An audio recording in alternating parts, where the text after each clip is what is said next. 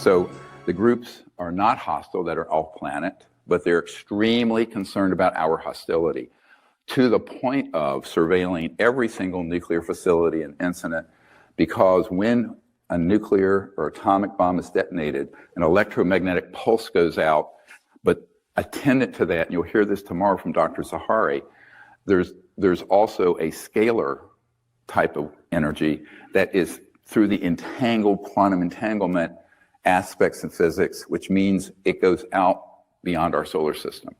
It scrambles and disrupts extraterrestrial communication and navigation. I'll be blunt. This is why, as soon as we detonated the first atomic bomb at White Sands in 1945, there were ET craft there. Why were they at Roswell? Because we had the only atomic bomb squadron in the world, the 509th, was at Roswell Army Air Base, and later became Air Force. But at that time, it was still the U.S. Army Air Corps. So this is the history, and the reason they are concerned is that we're not only become an existential threat to us, but to all life on Earth with these weapons, but we are actually viewed as a threat out there. So everyone likes to flip this around, that there's the alien threat.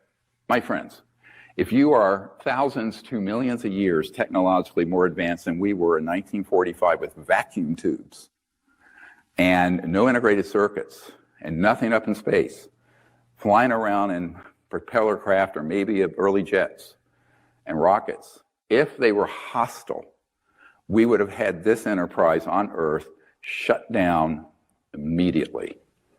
But they have the patience of Job to have put up with this nonsense for 80 years. So in reality, humans are viewed as the aggressors. This is a real problem.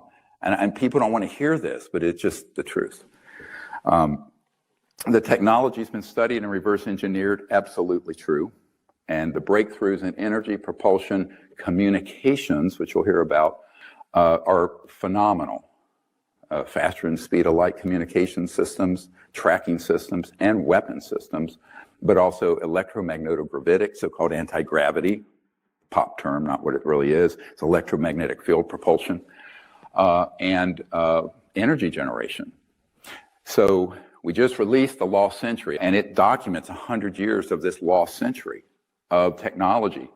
And the importance of that can't be overemphasized, because it means that we could immediately get off oil, gas, coal, nuclear power, wind, solar, geothermal, all of it.